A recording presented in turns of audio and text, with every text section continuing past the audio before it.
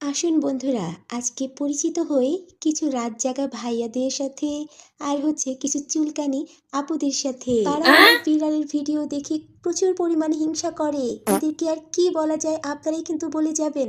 সবার বিড়াল দেখতে এক না। আমার বিড়াল আপনারা সবাই পছন্দ করেন বলে আমার বিড়াল এত মানুষ কেন পছন্দ করে এই জন্য তাদের পাছুতে কেমড়ে চুলকায়। কেউ এসে বলে ওরে বাবা ভাইরাল হওয়ার জন্য এমন করছে। তাহলে আপনাদেরকে বলে দেই আসলে আমি কিন্তু টিকটক করি না, আমি কিন্তু নাচ গান করে আপনাদের কাছে ভাইরাল হওয়ার কোনো চেষ্টাই আমার নেই। আমি কি নাচ গান করে আপনাদের সামনে ভাইরাল হওয়ার চেষ্টা করছি আপনারা একটু বলে যাবেন। আমার বিড়ালগুলো আপনাদের পছন্দ বলেই তো আমার বিড়ালগুলো আপনারা দেখছেন। তাহলে ভিডিও ভাইরাল হলে এতে আমার দুষ্ট বিড়াল মুরগি কামড় দিয়েছি বলে বলে এই মুরগি আমি খাই?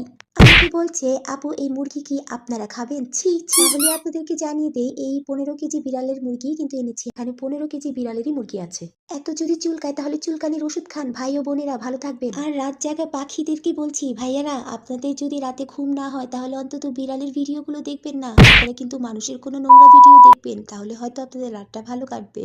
অযথা আমাকে উল্টাপাল্টা কথা বলতে আসবেন না। আমি ভিডিও বানাই শুধু একমাত্র ক্যাট লাভারদের জন্য, আপনাদের জন্য না যে আপনারা রাত জেগে মানুষের ভিডিও না দেখে অযথা বিড়ালের পিছনে সময় নষ্ট করছেন আর মাঝে মধ্যে বাজে বাজে মন্তব্য করছেন।